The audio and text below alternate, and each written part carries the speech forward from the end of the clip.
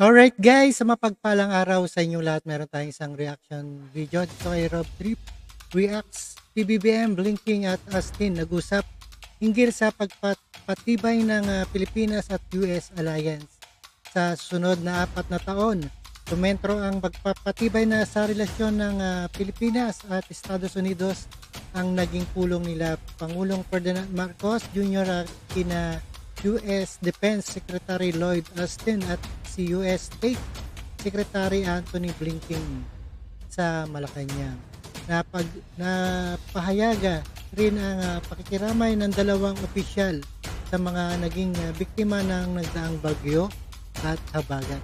And without further ado, please do watch guys dito sa UNTV. Alright, let's get it on. It's been a great 3.5 years, and I look forward to another 3.5 or another 4 in building, strengthening this relationship. Pagpapalakas ng relasyon sa Pilipinas sa susunod na 4 na taon, ito ang binigyan diin ng mga kinatawan ng Estados Unidos sa isinagawang pakikipagpulong kay Pangulong Ferdinand Marcos Jr. ngayong araw. Ayon kay US Department of Defense Secretary Lloyd Austin, marami nang nagawa ang alyansa ng dalawang bansa sa ilalim ng administrasyon ni President Joe Biden.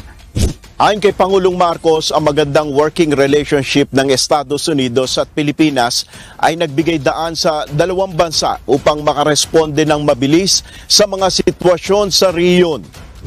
I am always very happy that these communication lines are very open so that all the things that we are doing together in terms of our alliance, in terms of the specific context of our situation here in the West Philippine Sea and in the Indo-Pacific are continuously examined and re-examined, so we are agile in terms of our responses. Personal namang ipinarating ng dalawang top official ang pakikiramay sa mga naging biktima ng nakaraang bagyo at habagat.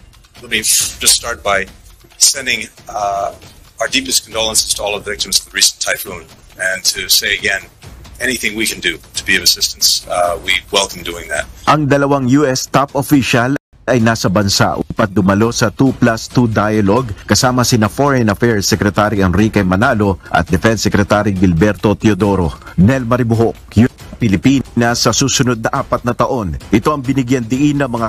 Alright guys, napanood at napakinggan po natin dito sa UNTV. At ito ay sumentro sa pagpapatibay ng relasyon ng Pilipinas at Estados Unidos. At maraming salamat sa inyong panonood at pagkinig, and thank you guys, and keep safe and healthy sa inyong lahat. Alright.